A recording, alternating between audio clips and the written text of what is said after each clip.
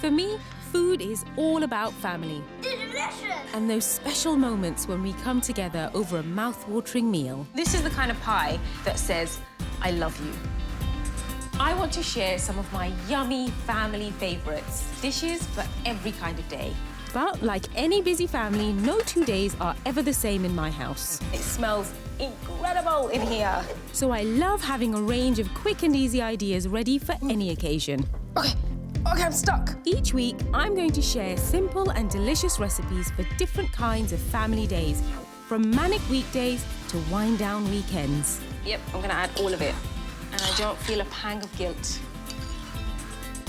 I'll be exploring the everyday ingredients we all have in our cupboards. Oh my God. It's amazing, isn't it? To see how to get the best out of them. Passion fruit. How did I get it? You make that look really easy. It is easy. And I'm also going to travel the country meeting inspirational home cooks. I hope my kids aren't expecting this for tea. Who go the extra mile to make scrumptious products most of us buy in the shops. Oh, no! So, I hope you're hungry.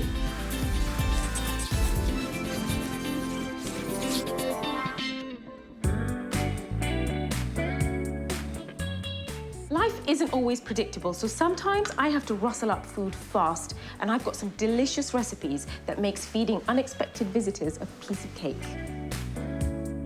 My quick fix dishes are chaat in a bag,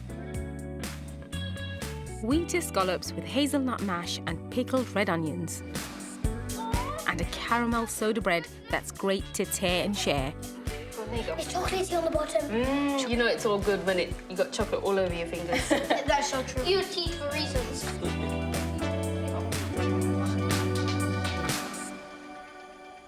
Sometimes I get a text message from my brother saying I'm on my way, and I can have this made, ready, and on the table by the time he arrives. This is my avocado and radish ceviche. Traditionally, ceviche is where the acid from citrus fruits is used to cook fish. But for mine, I'm using the acidic lime juice to cook radishes. Throw 200 grams of sliced radishes into a bowl with a sliced red onion. And then I've got some dill. I love dill. Dill is one of those kind of slightly underused. I think we don't use it enough. Chop, chop, chop. And now for the citrus hit, the juice of 4 limes, enough to coat all the ingredients. So the acid in the lime, effectively all it's doing is cooking the outside of the radishes, the onion, and you know that it's doing something because it softens everything up.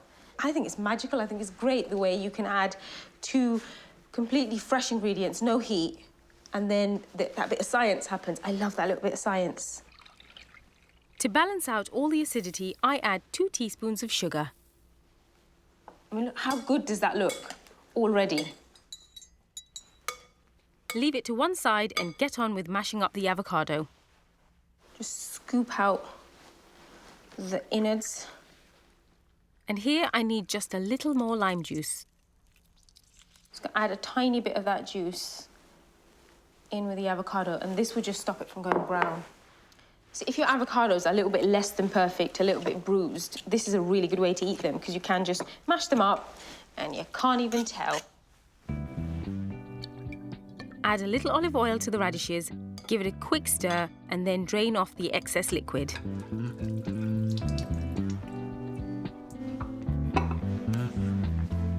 You can throw this whole dish together in less than 20 minutes. Nice and crispy, making it perfect for unexpected guests. Grab lots of my avocado. See, if I gave this to my brother, he'd take the whole plate and say, "Where's yours?" So a good sprinkling of black pepper.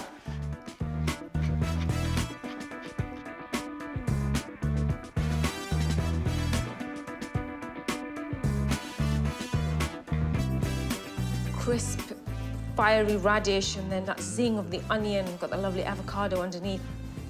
That looks $1 million. If you're gonna spring a visit on me, you are not gonna be disappointed. If you've got visitors on the way, expected or not, this is a great snack that won't fail to please.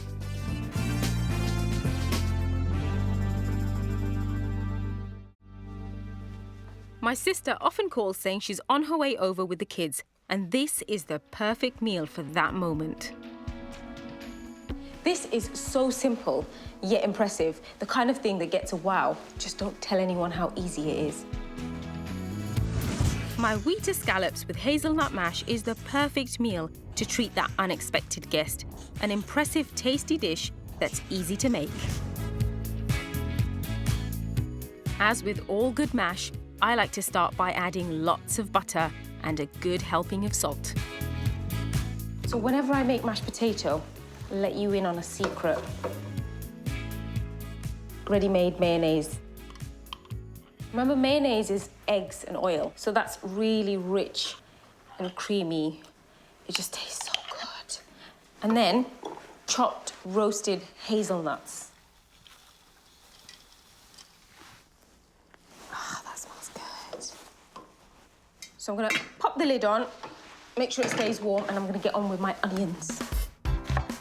This is a really quick pickle. Start by slicing a couple of onions and get them straight into a pan. And then I've got apple cider vinegar. And I'm just going to pour a load of that in till all the onions are kind of covered. And then whack it up on the highest heat. Sometimes when I make a meal, I'm kind of missing that tartness. And that's a really good way of getting that lovely tartness very quickly. That's boiled up. So all I'm going to do now is just turn it down and let that gently just simmer away. And my kids love breaded chicken. There was one day when I could not find any breadcrumbs in the house. I had no bread in the house. And it was one of those things where I was like, right, I'm kind of halfway through making dinner and I need breadcrumbs. What do I use? Wheat biscuits, of course. Like, cereals are not just for breakfast. Now butterfly your chicken breast by slicing through the middle. Then open it up, kind of just push it down. Cover them and give them a bash with a rolling pin to thin them out.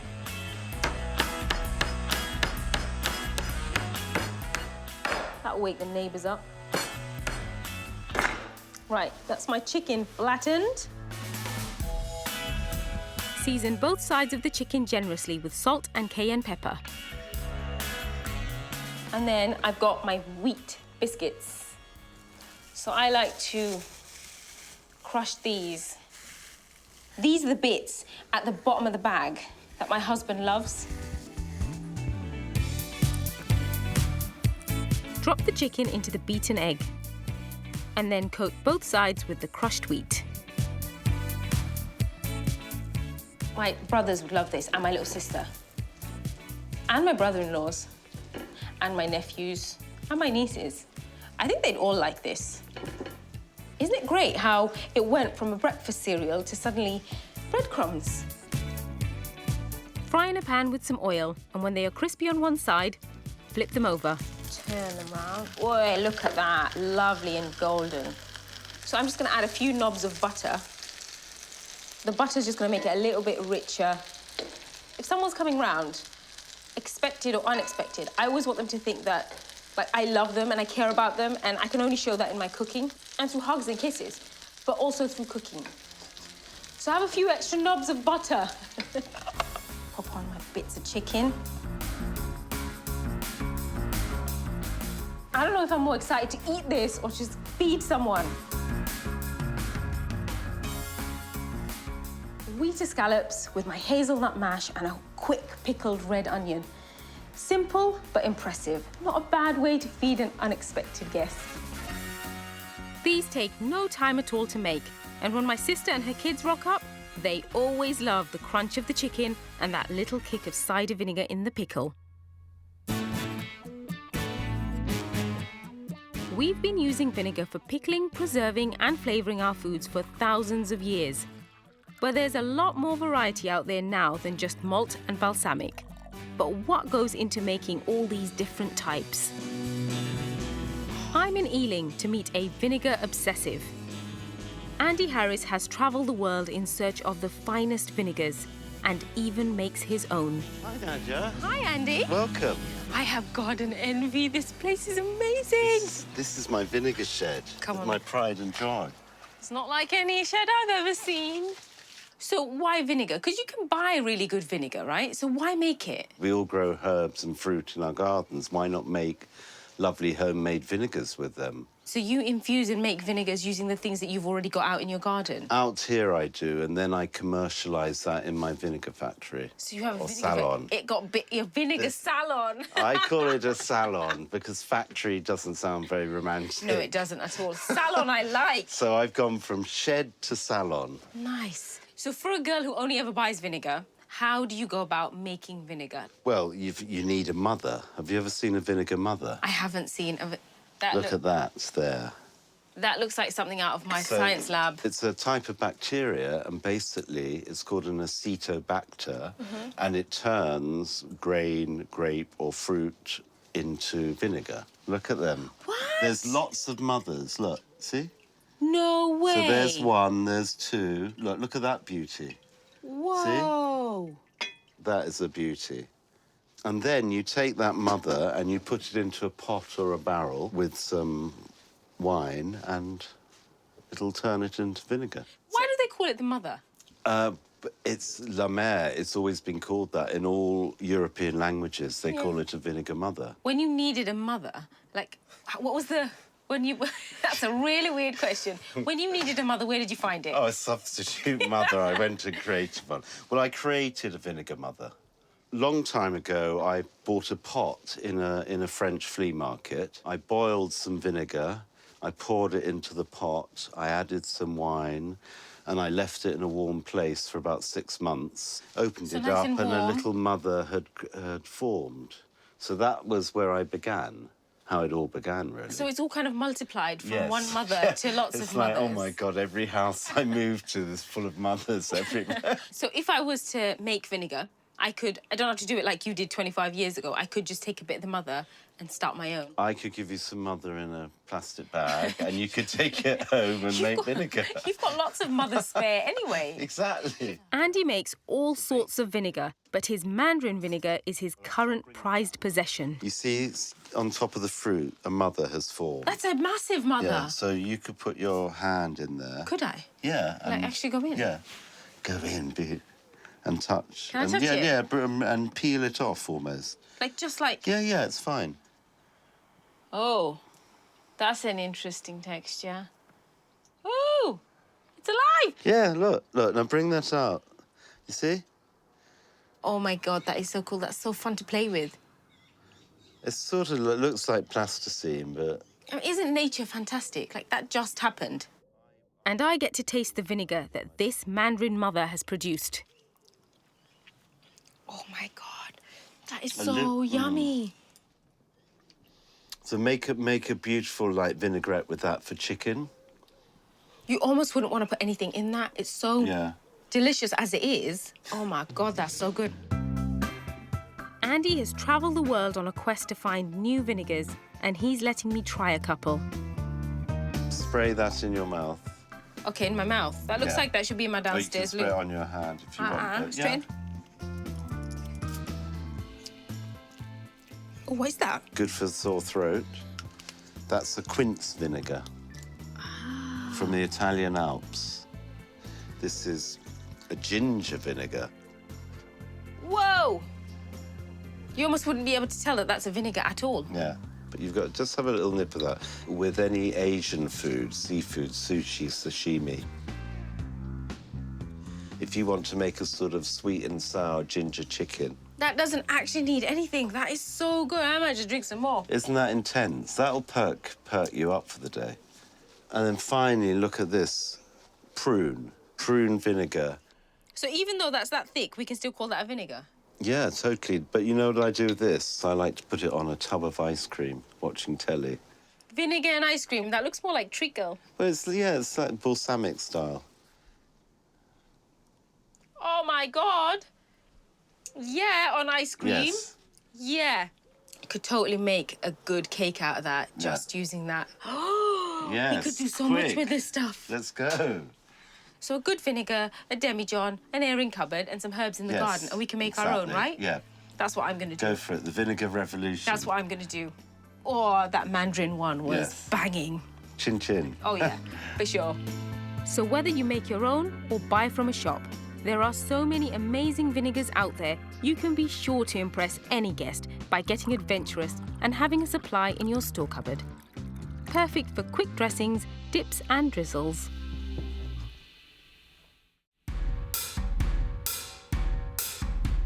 My kids love having their friends round, which means it's time for snacks. My chaat in a bag is the perfect quick treat.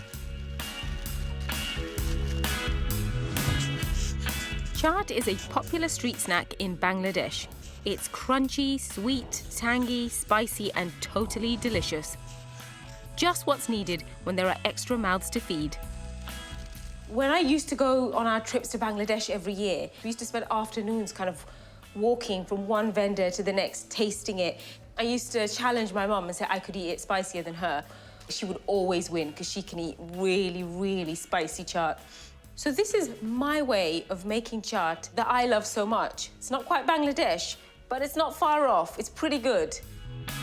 My chaat has 2 sauces. For an easy mint sauce, mix 200 grams of mayonnaise, 1 teaspoon of garlic powder, and the same of dried mint.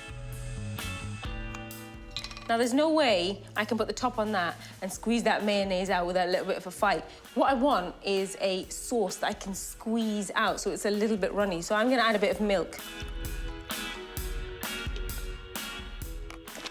That sounds about right. You know you've all squeezed some sauce out of a bottle. You know what you're looking for. The tamarind sauce is even easier. Mix together 200 grams of tomato sauce and 4 teaspoons of tamarind paste. And now for the extra bits to throw into the bag. I have never had a chaat where there is no onion. Always, always onion.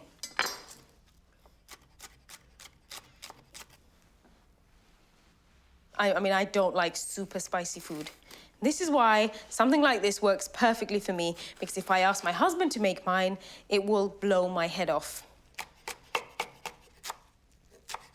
The coriander, the chilies, the onions, they all feel very traditional. Just to make it a little bit different, I've got some roasted salted peanuts and I've got some crispy fried onions. That is the making of my chaat. That's it. All I have to do now is actually show you how I make it. I like to use tortilla chips, which are my kids' favourite. It's the fun bit. Makes me feel like a street vendor. What would you like, sir? Throw in all the toppings. Love coriander. And finish with loads of sauce.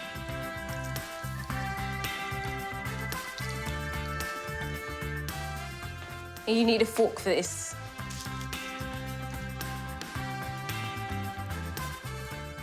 Just when you thought crisps couldn't get any better, they just did. My chaat in a bag, a favourite with everyone.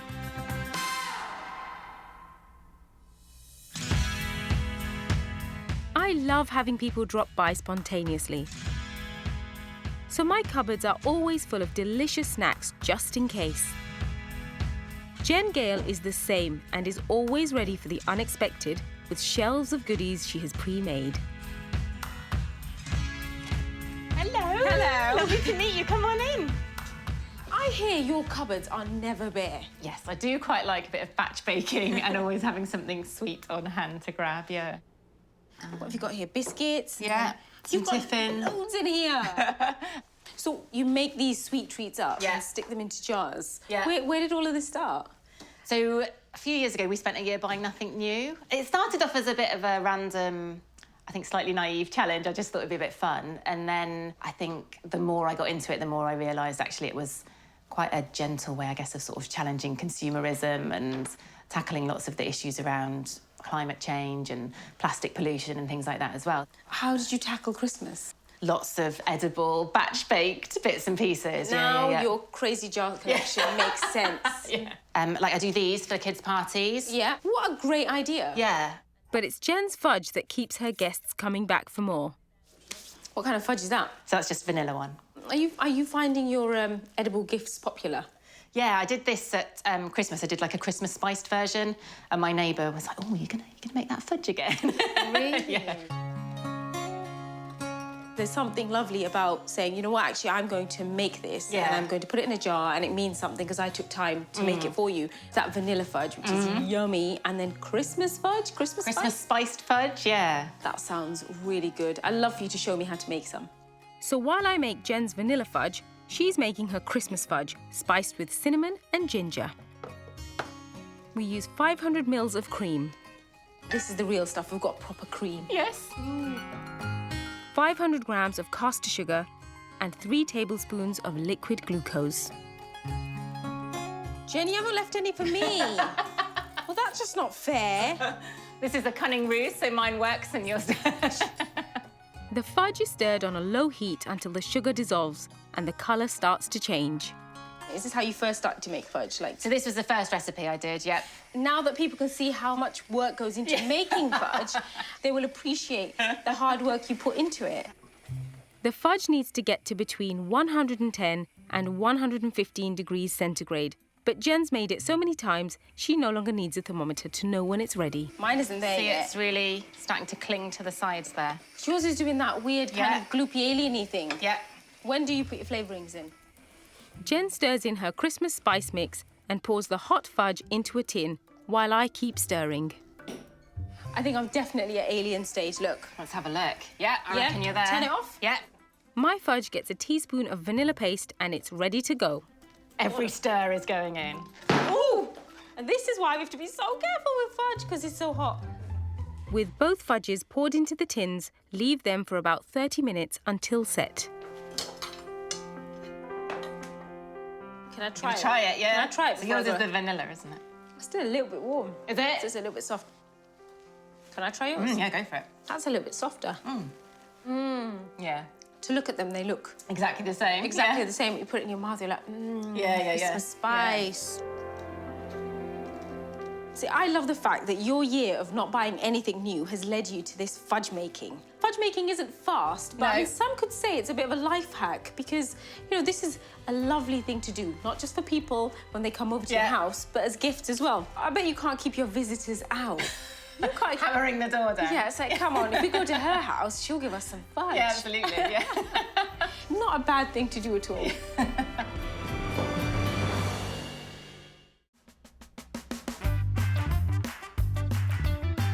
In my experience, nothing makes a friend feel more welcome than freshly baked bread. I hate the smell of baking bread, said no one ever. Now imagine adding chocolate and caramel to the mix. Soda bread is the quickest bread you'll ever make. My caramel tear and share version is the best you'll ever taste. Soda bread is probably one of the easiest breads to make, mainly because there's no kneading, there's no improving, and the reason why I like it is because there's no waiting. I'm chopping up some dark chocolate, which is not traditional in soda bread. I don't really follow rules, and I'm not about to start today. Pour the chocolate into a bowl with 340 grams of plain flour.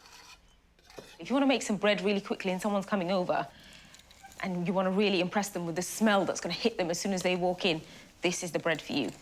Next, add in half a teaspoon of bicarbonate of soda, half a teaspoon of salt, and 25 grams of caster sugar. And the bicarbonate of soda is really important because that's where all the magic happens. As soon as that moisture hits that bicarbonate of soda, that's where you get your soda bread. It starts to do that rising and lifting from the moment you get that liquid in there. Pour in 290 mils of buttermilk. This is the bit where it becomes more than soda bread. I've already got chocolate in there. But now I'm going to add vanilla bean paste. And I love this stuff because it's already mixed in a syrup and it's got all those lovely little tiny black vanilla seeds in there. And that, when I mix that into the bread, that's going to, every bite you're going to get a little bit of vanilla. Chocolate, vanilla, yum. Looking good already, right?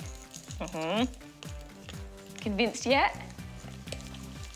And then I'm just gradually bringing all of that together.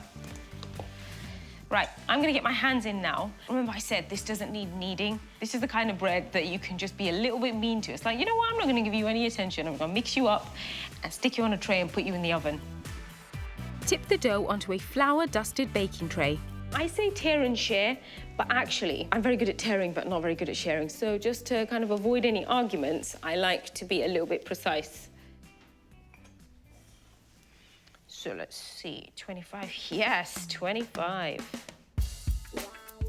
It's so important in a soda bread to cut all the way down, because by cutting all the way down, it allows for some of that air, those bubbles, that gas to escape, giving it lots of room to kind of grow and bloom. So as if this wasn't decadent enough, I'm gonna add some more bits to it. So I've got my box of chocolates. So these are little chocolates filled with salted caramel. And I'm gonna take each one and I'm just gonna pop them down in the center.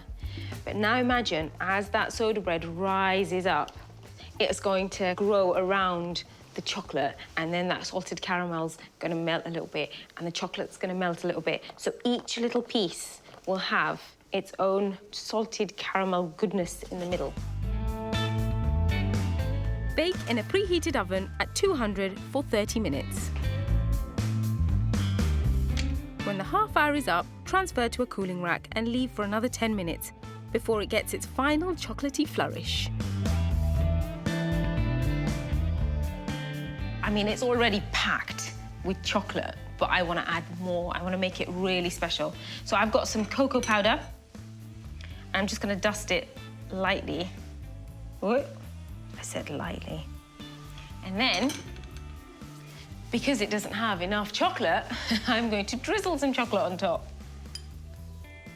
So I've got some melted dark chocolate. So you can't do this without making a little bit of a mess. Something about throwing chocolate all over the place that makes me giggle.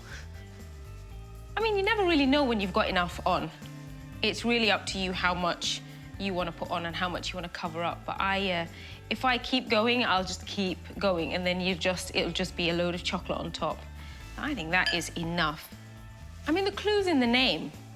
There's no one here to share it with. Doesn't mean I can't tear it.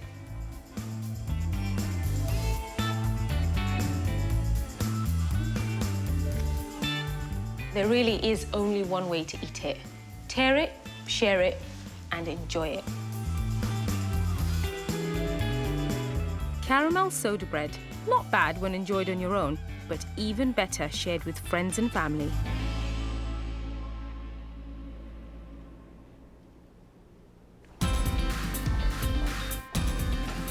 It's like you can sense when there's food around. I can. What are you having? Go on. Have all of it. There really is nothing better than sharing our family favourites with the people we love. Oh, there you go. It's chocolatey on the bottom. I want this corner piece, please. I took the best bit. Full of surprises, you. You know it's all good when you got chocolate all over your fingers. That's so true. And all over your mouth. You've got a piece of chocolate in between. Enjoying it. Enjoying it.